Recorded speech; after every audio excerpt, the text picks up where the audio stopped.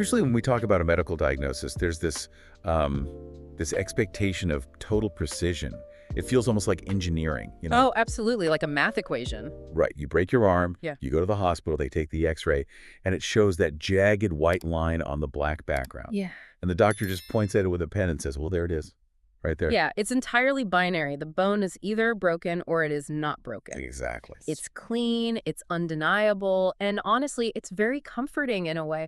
We like things to be visible. We want our problems to be easily categorized so we know exactly what protocol to follow to fix them. But then you step into the world of daily habits. You look at time management, personal discipline, and especially the process of learning a new language or building a new skill. And suddenly, that x-ray machine is completely broken. Completely useless. Yeah. We're looking at a daily diagnostic landscape that is, well, honestly, it's murky. It's muddy. It is the absolute definition of diagnostic muddy waters, because you cannot just put a Tuesday morning into an MRI machine and easily see why you didn't practice your English, right? I wish you could. Right. Or why 2 entire hours just vanished into thin air while you were sitting at your desk. The pathology of a wasted day isn't visible on a scan. Which is exactly why today we are examining a stack of transcripts that look at why our days get away from us, and more importantly, how we talk about it when they do. And the language aspect here is huge. It really is. So to give you a quick overview, if you're listening, these sources we're doing a deep dive on today are focused on learning English through daily life conversations.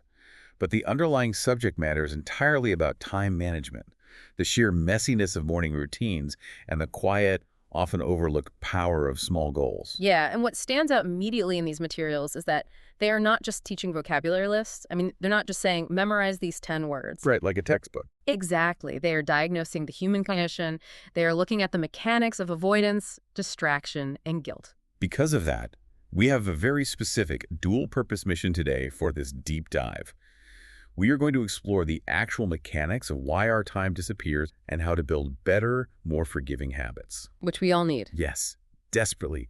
But we are going to do it by following a specialized framework embedded in these sources designed to upgrade your English vocabulary from basic to entirely natural.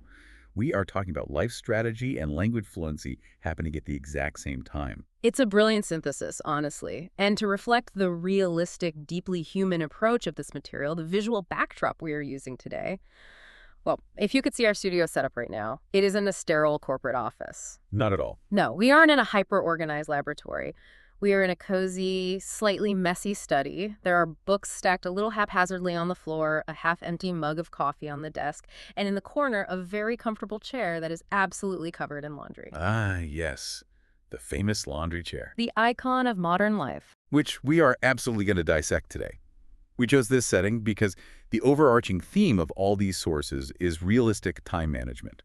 It is about building self-discipline through small, sustainable goals, rather than punishing yourself with impossible routines. That distinction right there between realistic goals and punishing routines, that's crucial. I mean, the sources specifically and repeatedly push back against what we might call the modern hustle culture fantasy. Oh, the aesthetic is everywhere. It is. You know the exact aesthetic. The mentality that says you must wake up at 4 a.m., take an ice bath, run 10 miles, meditate on a mountaintop, and become an entirely new, optimized person before breakfast. Just hearing that list triggers my fight or flight response, I swear. Right. It's exhausting just to think about. We think we need discipline, but when we set up those massive, rigid expectations, we're actually building cages for ourselves. The sources suggest that a daily plan should be a map, not a prison. I think about that difference a lot. It's a great metaphor. A map is just a guide. It helps you orient yourself when you inevitably get distracted or lost. You look at it, you figure out where you are, and you adjust your route. Right, because a map accommodates reality. A map understands that there will be detours. Exactly. But a prison doesn't allow for detours. A prison just makes you want to escape. When we design these 4 a.m. perfect routines, we are creating a psychological environment of total restriction. And human psychology naturally rebels against restriction. We experience something called reactance. When our freedom is threatened, our immediate instinct is to break out, to do the exact opposite of what we are told, even if we are the ones giving the orders. Which is so funny. We rebel against ourselves. We do. If your plan feels too heavy, your natural instinct is avoidance.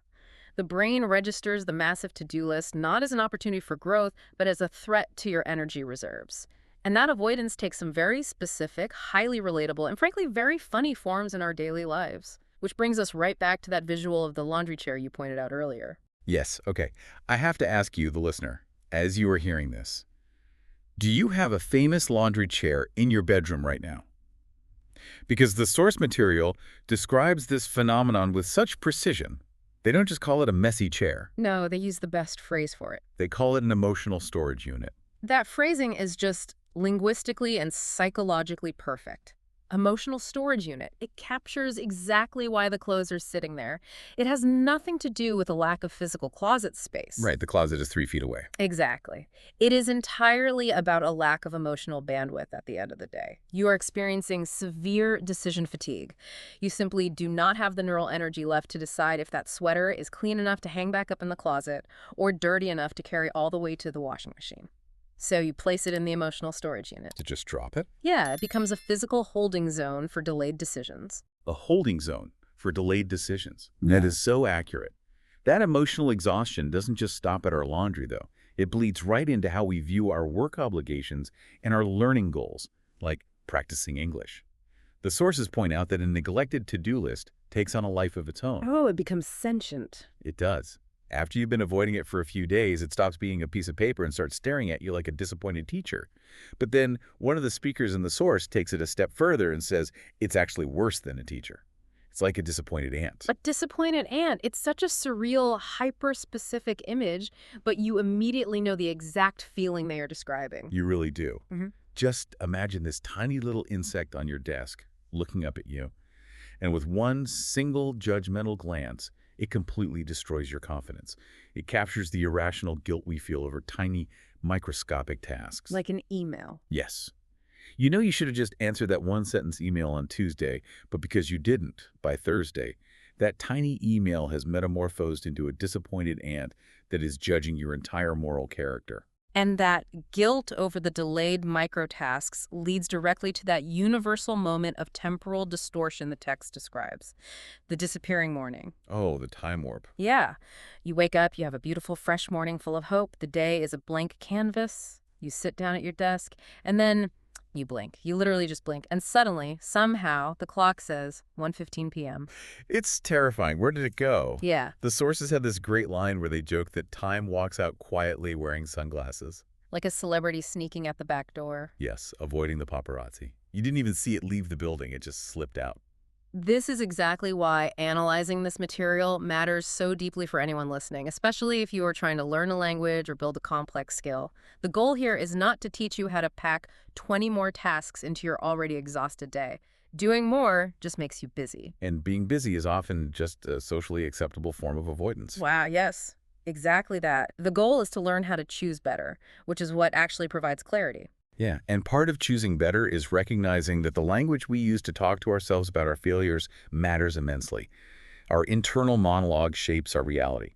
The sources emphasize that learning a specific, higher-level set of vocabulary provides what they beautifully term an emotional cushion. We really need to pause on that phrase. Emotional cushion. Yeah. When we fail to meet our goals, when the morning disappears or the laundry piles up, our default language is almost universally harsh. Basic English or basic self-talk in any language is very binary, much like that broken bone on the X-ray. Right. It sounds like, I was lazy, I failed, I wasted my entire day. It sounds like an indictment. It sounds like you were on trial in your own head. Exactly. It carries a heavy moral judgment. But by learning how to express these very normal human struggles with more natural, nuanced vocabulary, you create that cushion. Yeah. You learn how to describe your experience in a way that is rigorously honest but softer. You remove the moral failure from the equation. Yes, and you describe the mechanism of what happened instead of attacking your own character. By softening the language and mastering the ability to objectively describe what is happening, you unlock a much deeper psychological benefit that the sources highlight. You begin to rebuild self-trust. That is the core of everything right there. It is, because when you set a massive, impossible goal and you inevitably fail, you don't just lose the habit you were trying to build. You lose trust in your own word. Your brain learns that when you say you are going to do something, you are probably lying. You're training your brain to ignore your own plans. Exactly.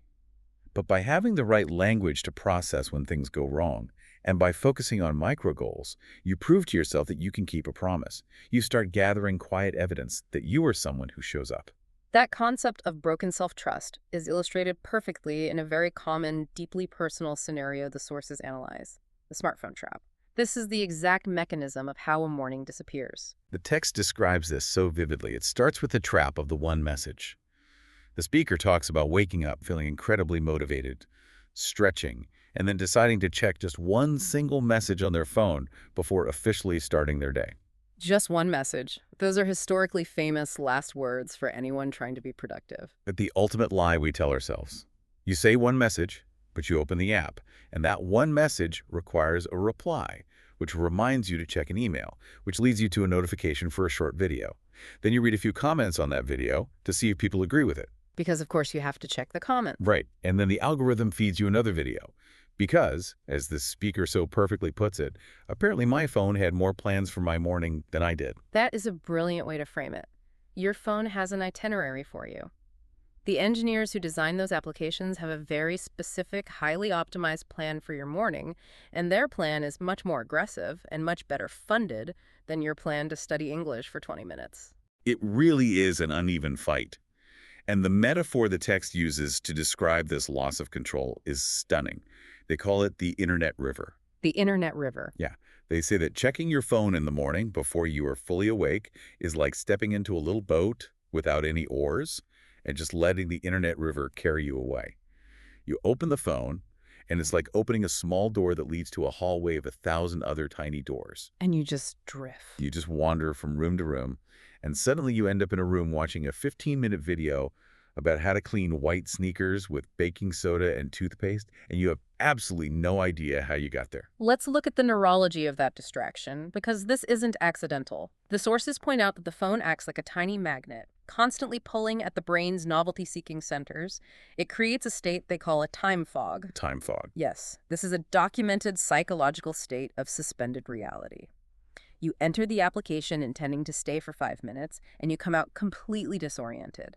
Your internal clock is hijacked by the dopamine loop the algorithm is feeding you. So how do we use language to create that emotional cushion around this experience? The text unpacks several phrasal verbs that perfectly describe this exact time fog. The first phrase they introduce as an upgrade is slip away, as in, my morning slipped away. Slip away is a highly descriptive phrase. It means time passed without you consciously noticing or directing it. But I want to challenge this a little bit because I can hear listeners thinking this too. If I sat on my couch and spent 3 hours watching videos about toothpaste on sneakers, why shouldn't I just say, I wasted my time? Isn't wasted the most accurate, brutally honest description of the reality? Why give myself an out? That is the core debate between discipline and self-compassion right there, and it raises an important question about intent versus experience. The source material provides incredible wisdom here. When you say I wasted time, it implies malice. Malice. Yeah, it sounds like you are fighting a war against yourself. It implies a deliberate, conscious choice to take your precious hours and intentionally throw them in the garbage.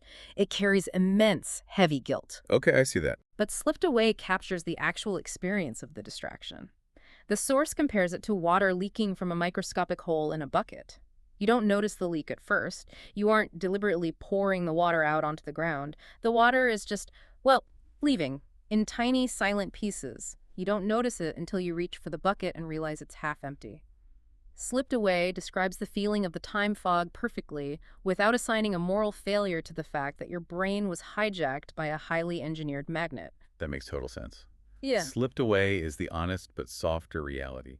The water leaked, I didn't pour it out. Okay, let's look at the next phrases connected to that internet river story. Get carried away and put off. Because you get carried away by the river, meaning you spend significantly more time on an activity than you originally planned upon. You inevitably end up putting off your important tasks. You delay them. And the act of delaying tasks brings us to one of the most brilliant, evocative metaphors in the entire source material, the bakery analogy. Yes. The anxiety bakery. I love this part. The source explains that when you put off a task, the anxiety about that task doesn't just sit there in a static state. It grows. It grows exactly like bread dough, rising in a warm room. It's so visceral. It is. Yeah. The task becomes physically, tangibly heavier in your mind the longer you avoid taking the first step. If we break down why bread dough rises, it requires two primary ingredients, yeast and time. In the psychology of procrastination, the yeast is your avoidance, and the time is just the hours ticking by. The longer you let the avoidance sit in the warm room of your brain, the larger the mental block becomes. It just swells up.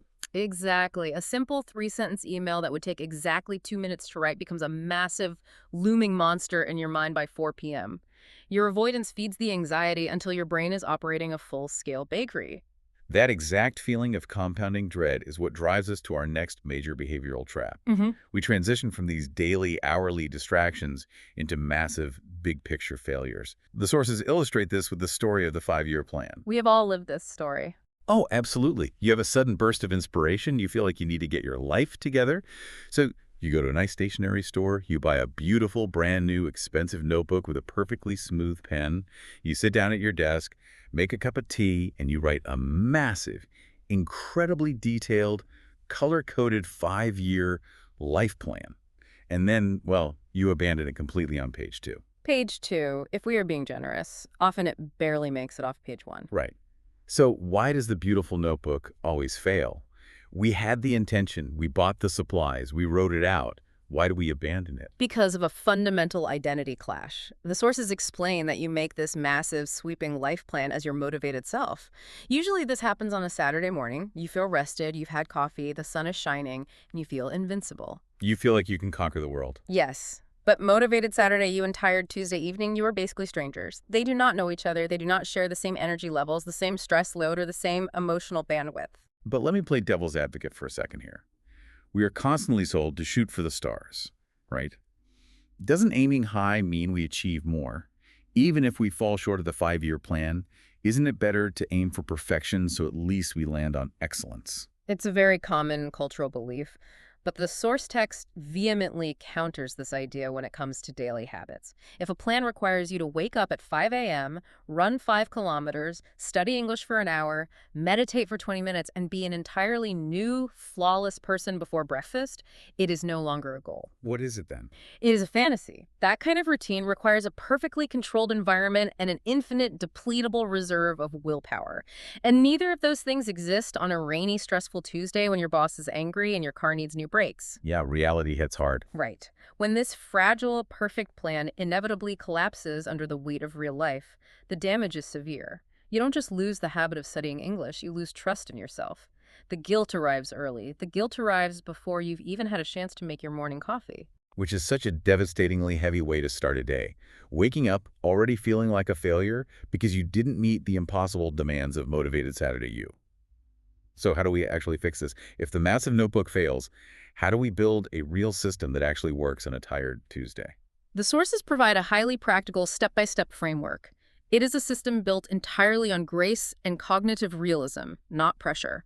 Step 1, choose 3 things that matter, not 30 things, just 3. Which is incredibly freeing.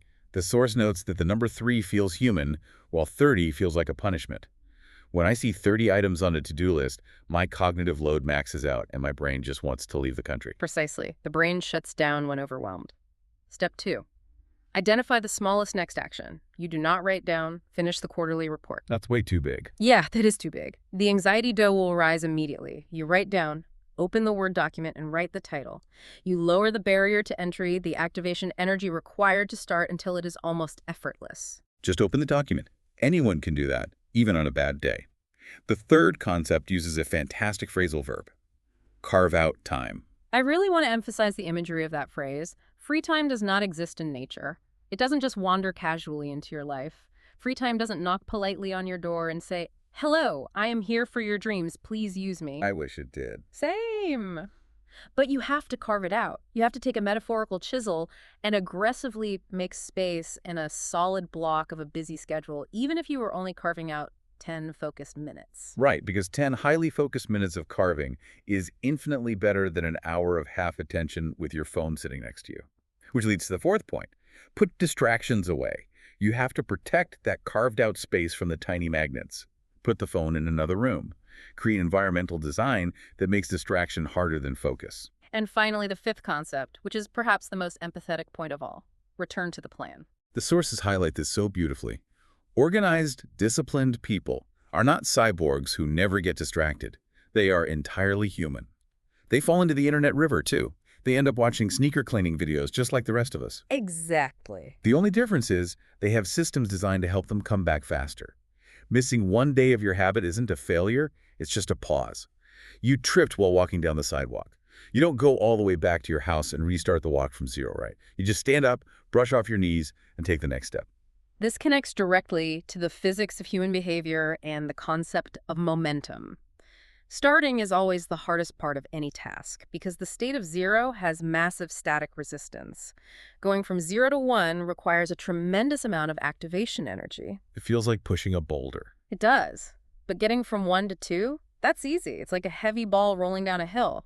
Small goals aren't just about achieving small things. They're a psychological trick to get you from 0 to 1 so that momentum and kinetic energy can take over. I love that framing. Small goals are a kind, highly productive trick you play on your own nervous system.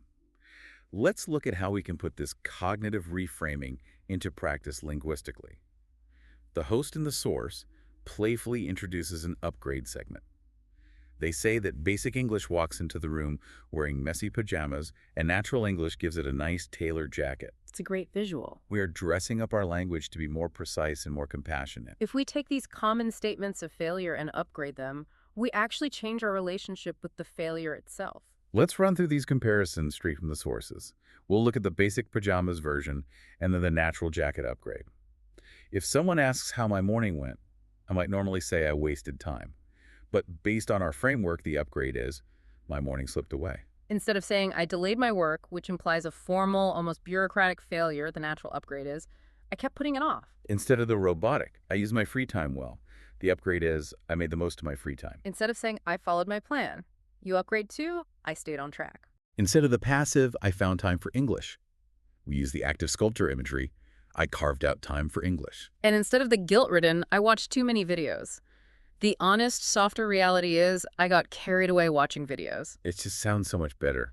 The tone shifts entirely. Why does this matter so much? Why should we go to the trouble of consciously upgrading these internal phrases? Because, as the sources point out, this isn't about sounding fancy or showing off a high-level vocabulary to your friends. It is about making the truth easier to say out loud. When you say, I kept putting it off instead of I was lazy and delayed my work, you are giving your messy mornings a proper, non-judgmental name. You're removing the sting. Exactly. Yeah. You are observing your own behavior objectively, like a scientist, which is the absolute prerequisite first step to actually changing that behavior. You cannot fix what you are too ashamed to look at. You are giving the feeling a name and stripping away the shame. That is so powerful. If this reframing is helping you rethink your goals, your routines, and the very vocabulary you use to describe your life, please take a second to subscribe to our feed. We love bringing these deep, practical insights to you, and we want you to keep building that emotional cushion with us. And following the interactive style of the source material, we have a challenge for you, the listener, right now. A very small, highly specific challenge. The Small Goal Challenge. We want you to think of, or even write down right now on a piece of paper, one small, manageable goal for this week. Remember the golden rule, not, I will become a new, optimized person by Monday.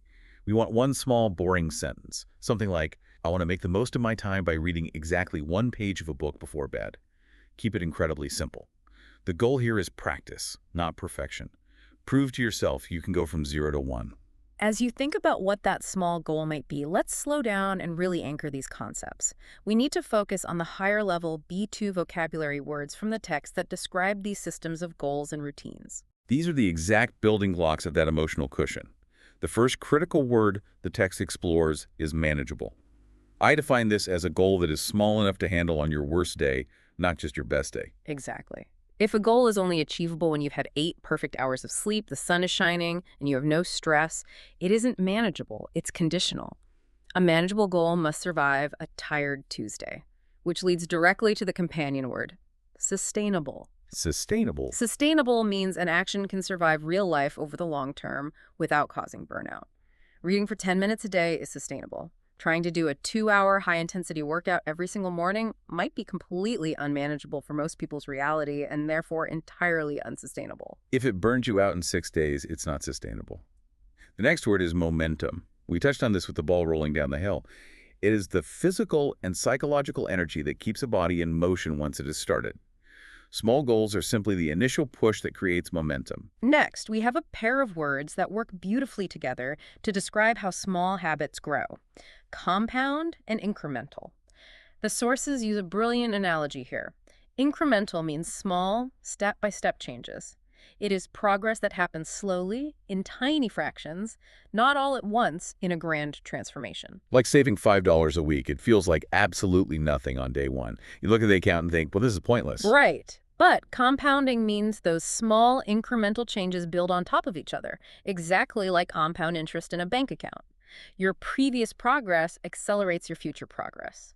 The source uses the analogy of hair growing. You don't stand in front of the mirror every single day and actually see your hair actively growing. No, the change is invisible on a daily basis. But in 6 months, you look at a photograph from the summer and you realize how drastically it has changed.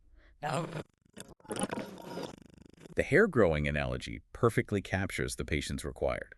You have to trust the process, even when it's invisible.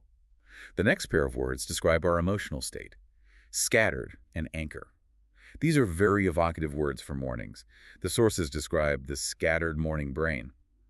This is when your thoughts are all in different rooms. Oh, I know that feeling well. You wake up thinking about an email from yesterday, a chore you have to do today, and a random vague worry about a meeting tomorrow. Your brain is a disorganized mess. And the antidote to a scattered brain is an anchor. The source notes that a small morning ritual like making coffee in silence and reading one single sentence of a book acts as an anchor. Think of the physics of an anchor. It keeps a massive ship relatively steady in rough, turbulent waters. A small ritual gives your scattered thoughts furniture to sit on. Furniture to sit on, I love that. Yeah, it gives your mind a designated place to land and orient itself before the chaos of the day officially begins. Giving your thoughts furniture to sit on. That is such a comforting, stabilizing image for anyone who wakes up feeling overwhelmed. And the final word in our linguistic tour is rewire. This is the ultimate long-term goal of the entire process we've been discussing today.